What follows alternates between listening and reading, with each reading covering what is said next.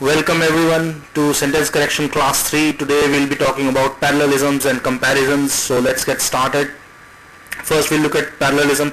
What does parallelism really mean? Parallelism means that sentence elements within a sentence must be parallel to one another. What are the sentence elements? For example, phrases must be parallel to phrases. Verbs must be parallel to verbs, etc. And also meanings of clauses of phrases being compared must also be parallel. A very simple example of this is that I ate, I slept, and I was jumping. Obviously the third part is wrong. So what we do is we correct it and we write I ate, I slept, and I jumped. Okay, all in past tense. Okay, now this question comes right out of the official guide for the GMAT 12th edition. When you look at this, so we read the question first. In late 1997, the chambers inside the pyramid of Pharaoh Menkaure at Giza were closed to visitors for cleaning and repair. Due to moisture exhaled by tourists, which raised its humidity to blah blah blah blah blah, and fungus was growing on the walls. So if you look at this, if I just look at, ignore the part which comes after which, right? Ignore this part. If you ignore anything after which comes after which, that's why I said blah blah blah. And if you just read like this, the chambers were closed to visitors for cleaning and repair due to moisture, and fungus was growing on the walls. So does that make any sense? No, it does not. So obviously, and we won't use due to. So what will we use? We'll use because. Okay, fine, we'll use because. Now which one among these is the correct one? So whatever I did right now, just do it again. So the chambers inside the pyramid were closed to visitors for cleaning and repair because tourists were exhaling moisture and fungus was growing on the walls. Okay, makes sense. Let's look at the next choice. Repair because of moisture that was exhaled and growing. So this is obviously not parallel. Okay, this says fungus was growing, so something parallel to this. Okay, so this is definitely gone. So what we'll do is we'll write it like this. This is definitely gone. This is definitely gone. We are left with two choices, and this is just the first round, right? So then we look at the last choice. Okay, the chambers inside the pyramid were closed to visitors for cleaning and repair because moisture exhaled by tourists had raised the humidity within them to such level that salt from the stone was crystallizing and fungus was growing. Okay, so this something was crystallizing and something was growing. Looks parallel, right? Okay, we'll keep this. So now we have two choices. This is round one. Round one is complete. I'm not like simply going towards the correct answer here. I'm just showing you how I would do it if I did it for the first time. So now when we look at these two choices, so that we have two choices. Let's look at the first choice, this one. The chambers of the Pharaoh Menkaure were closed to visitors for cleaning and repair because tourists were exhaling moisture which had raised the humidity within them to levels such that the salts from the stone would crystallize and fungus was growing. So when you look at this part, would crystallize and fungus was growing. So obviously it's not parallel. So this part is wrong. Okay. And then obviously we are left with this. Why is it correct in any case? Because was crystallizing and was growing are parallel, right? The stone was crystallizing, the fungus was growing. Okay. Secondly, why is it correct? Because we do not use due to, we use because to give reasons, which makes it more concise, more simple. Okay. And then what are we reading here? We are reading something very simple. Okay, why do we need repair? Because of moisture or because of tourists? Well, because of moisture. Okay, because tourists were exhaling moisture. Because of moisture that was exhaled by tourists. This is extremely, this is very long sentence. And because moisture exhaled by tourists had raised the humidity. Okay, so what that does is it removes the which. This part is removed because when which comes, that means this part is not important. That's why I said blah blah blah blah blah. But this part is actually important because it's giving us two reasons why repair and cleaning and repair happen. It gives us two reasons, and those two reasons have to be parallel. So obviously the last option is correct. Okay, these are the kind of questions that you would see was right out of the 12. Okay, now you know that what parallelism really is. You just got an idea of it, right? So what is parallelism? Really, parallelism is, if I say I ate, I slept and I danced, okay, that would be parallel, right? Right? Wrong. It's not always that simple. Okay, you need to see what elements need to be parallel. Okay, even though the basic definition of parallelism says the similar items must be parallel, there is intellectual intervention required from your side. Okay, let's look at this sentence. The original building and loan associations were organized as limited life funds whose members made monthly payments on their shares, subscriptions, and taking turns drawing on the funds for home mortgages. If you look at this sentence, you will understand that okay, this is fine. I mean, the first choice is obviously wrong, but you always keep the first choice till the very end. I mean, we are sure about the first choice being wrong here, but still we'll keep it. Now if you look at the other choices and you read the full sentence, the original building and loan associations were organized as limited funds whose members made monthly payments on their share, and then taking turns drawing is wrong, right? For option B.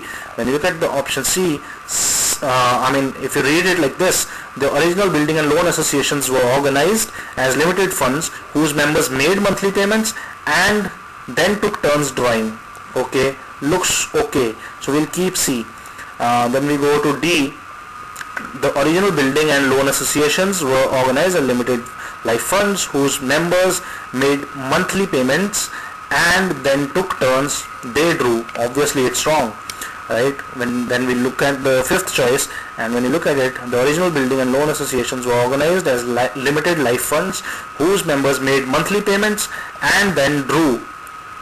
Okay, they made monthly payments and then drew, taking turns on the funds for home mortgages. Okay, so now this looks somewhat okay and this looks correct. Okay, so what we'll do is A is gone, this is gone, and this is gone. We are again left with C and E. Okay, so when you look at these choices, and this question is again out of the OG, I kept the last one, but if you look at it carefully now, compare it with C, so you'll realize that this says they made monthly payments and then took turns drawing, and option E says they made monthly payments and then drew. Okay,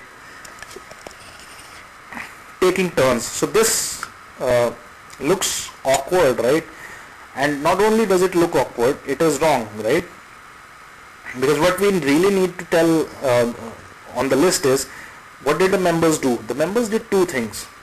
What was the first thing? They made monthly payments. So obviously this part is correct because it's not underlined. So they made monthly payments and then they did something. If that is the way it's written, then it would be correct. But here it's not written like that. It's written and then drew, comma, taking turns. So this is obviously wrong. So this is gone and we're finally left with a correct answer. Okay, fine. If I am going video, if you want you can go back to this section and just listen to it a bit more carefully. The reason I am speaking a little faster today than I usually do is because I just want to get across a lot of points in as little time as possible so that you would have time for practicing yourself. Okay, now if you look at this, not everything is parallel, it says, right? The last choice, the last option we looked at, the last question we looked at, that kind of explained, okay, fine, this is what parallelism is. It's not always what you think it is. You have to look at meaning. You have to look at if it's a list. Okay, if it's a list, then there have to be like parallel parts to it. And so now we look at this option. We did so many things during our picnic. Look at this question, STEM. We did so many things during our picnic. We played games, ate snacks, rode yaks, and even playing golf at the golf course was fun. Okay, fine. What activities did we do on our picnic? Well, you would say, okay, we played games, we ate snacks, we rode yaks, and we played golf. But wait, that's not the correct way to do it, right?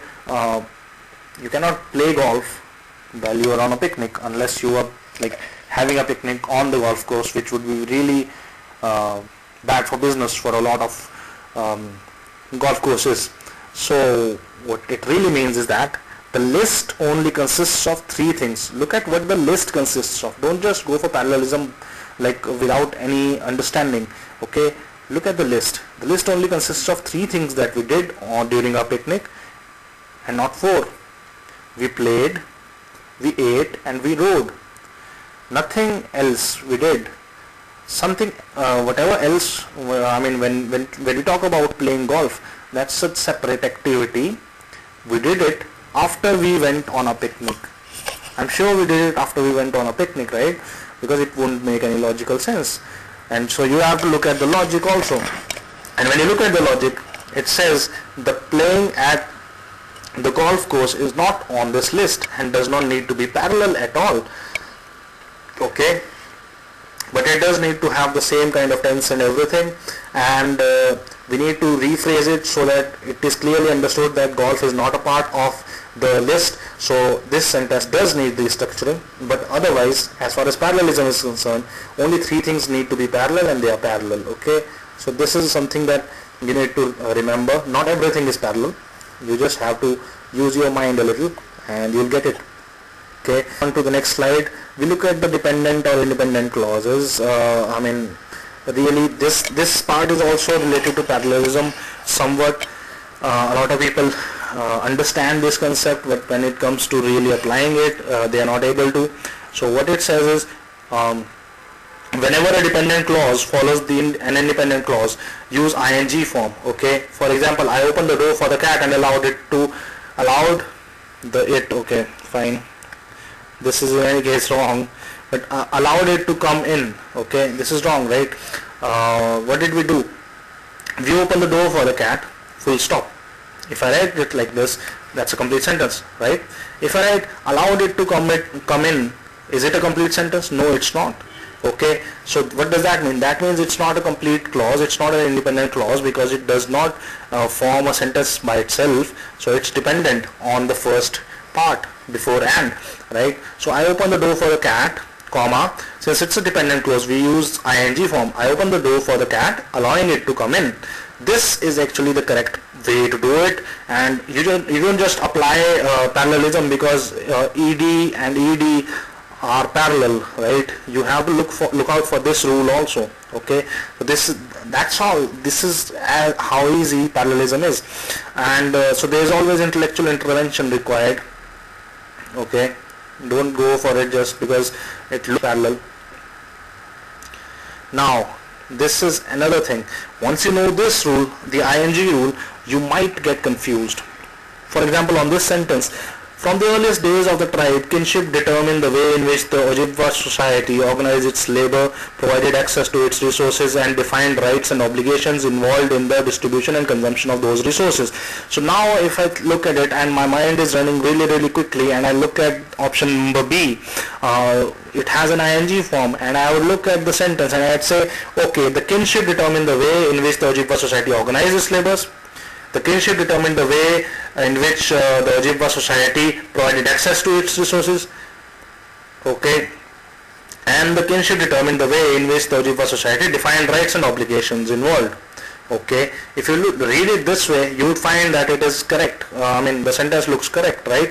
But if you read it like that, the kinship determined the way in which the Ojibwa society organized its labor, okay, provided access to its resources, and instead of writing and defined, if you look at the answer choice B, you look at defining rights and obligations involved in the distribution and consumption. So it kind of looks right, because there THEIR,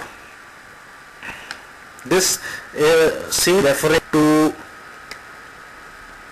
the resources, right, mentioned in the previous phrase. I mean, defining rights and obligations involved in their distribution. So what are distribution of resources? If you look at it like this, it looks like, oh my god, it might be that answer choice B is correct, but is it really correct? Well, you just have to look at if it's dependent or independent. Any independent clause is virtually a complete sentence by itself, which means it does not require any other thing to complete its meaning. It is complete. So if you look at a sentence, the kinship determined from the earliest days of the tribe. So is this a complete sentence? No, it's not. You cannot if you can put a full stop on a sentence, then it's a complete sentence. Okay, I mean, I can say grammatically it has to have a noun, or it has to have a subject, it has to have a verb, and it has to have an object, or it has to have a subject and a verb. But forget about that. If you can put a full stop on a sentence and it makes sense to, then it's a clause. Very simple understanding. You don't need to know if it, I mean, obviously it has to have a subject and a verb, but if you cannot understand what a subject and a verb is, even then you can get it right. Just look for the full stop. So if I read it like this, from the earliest days of the tribe, okay, full stop. Is that complete? No, it's not. So it must be a dependent clause. Forget about it. Kinship determined the way in which the Ojibwa society organized its labor. Full stop. Is that complete? Yes, it is complete. Okay. Provided access, kinship determined the way in which the Ojibwa society did two things. Organized its labor, provided access to its resources, and defined rights and obligations involved in the distribution and consumption of these resources. If I read it like this, defined rights and obligations involved in the distribution and consumption of those resources. If I read it like this, okay, it looks like something defined the rights and obligations. We don't know what defined the rights and obligations, but since it's a part of a list, so we know that there was some sort of it did something. Okay, because the list is not complete yet.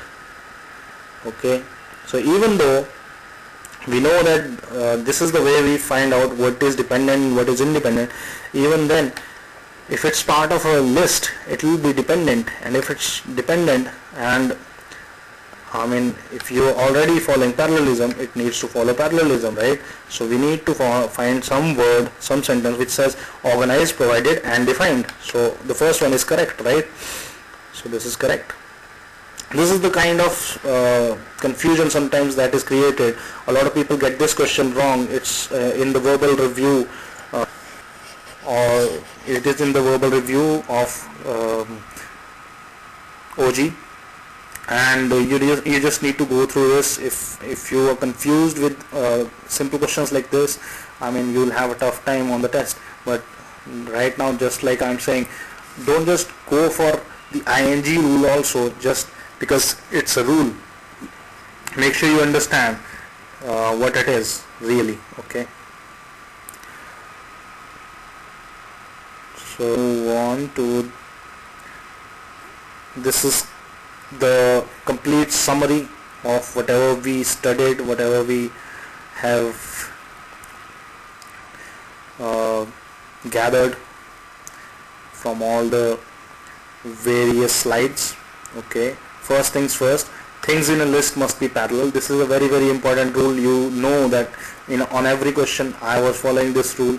This is because this is a very important rule, and the GMAT uses this rule a lot. Okay, when you come to the second part, verbs, phrases, clauses, and all other elements must be parallel. So you just need to remember this. They all need to be parallel, and something that also needs to be parallel is the meaning of the clauses. Let's say one clause is talking about trees, the other clause is talking about like cities or something, okay, or referencing to that, then that means something different. Or if somebody is saying, okay, I may go there and I may go here, that's correct, right? But if somebody says I may go there and I would go here, it's not parallel, okay, because may is giving you a potential and would says you will go there, right? Kind of like this. And dependent clauses are used to trap people with less knowledge of parallelism. Just read through like general study material, okay, they'll always get confused. And remember, the ing form must be used, and where it should be used, just remember that. Practice as many questions as you can. Parallelism is the easiest to improve. As far as practice material is concerned, you don't need to go anywhere other than the OG, okay. And beware of these words and, or, such as, and make sure the things on both sides of and or are parallel, okay. Come to important idioms in parallelism. You know, a lot of people say that, okay, idioms are completely out of the GMAT test. That's not the case. I mean, some idioms are just part and parcel of what we do on the GMAT, okay. So something like either, dash, or dash, these needs to, the elements here and here need to be parallel. The neither dash nor dash need to be parallel. As dash need to be parallel. Just as is the correct usage, just like is not, okay. The dash, and the dash, like the president said that we need to do this, we need to do this, and that we need to do this, and that we need to make sure that this happens, okay, kind of like that. These are some important idioms in parallel you need to know. Now we move on to comparisons. Comparisons are nothing, I mean, they are similar to parallelism, just that two things are being compared or three things are being compared. First of all, apples to oranges. I always compare comparable things. You can't compare trees to birds, right? And more closely associated with meaning and parallelism. They are very closely associated with meaning and parallelism. If you look at the meaning part of it, a lot of meaning questions, meaning clarity questions that come on the GMAT these days, they are related to parallelism. So how does that, what does that mean? For example, the trees in South America are newer as compared to South American forests, which are really ancient, okay. First of all, the non-underlined portion correct, right? It's true. So the trees in Africa need to be compared to something. What do we need to compare? Trees cannot be compared to birds. Trees cannot be compared to anything other than trees. So here we are comparing trees to forests. That's not a comparable thing. So what we do is we rewrite it and we look at it, this correct sentence. The trees in Africa are newer as compared to the trees in South America, which are really ancient. Okay, fine.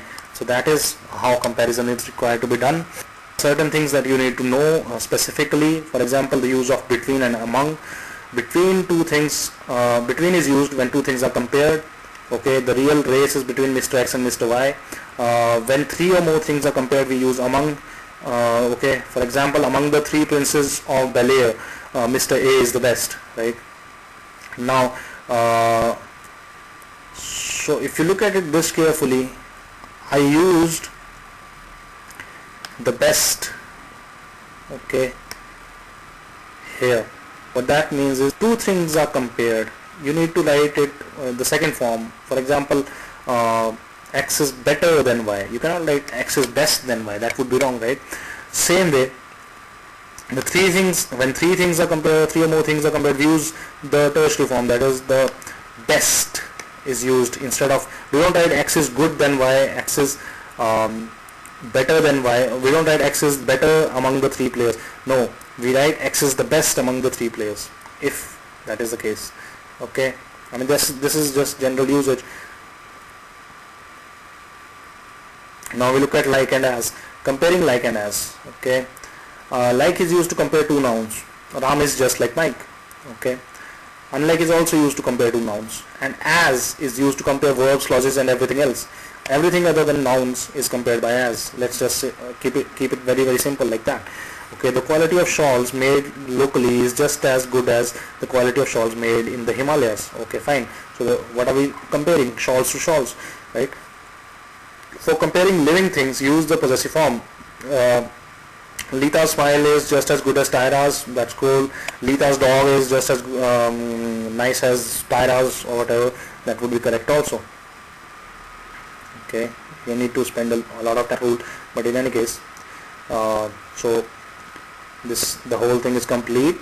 Agenda for the next classes, we are going to talk about subject verb agreement, we are going to talk about verb tense agreement, and pretty soon, I mean whenever I get my hands on the OG13, I'll review it, and they say that about 25% of questions are new on this. I'll look at it carefully and give you a review of it. Okay, this is not going to happen like in the next class, or maybe it is going to happen in the next class, we'll see. Okay, as soon as I get my hands on this, you will get a review on this. Okay, so I hope you enjoyed the class. The class was fast, it was a little energetic. That's because that's the way I want the class to be, right? So thank you very much, take care.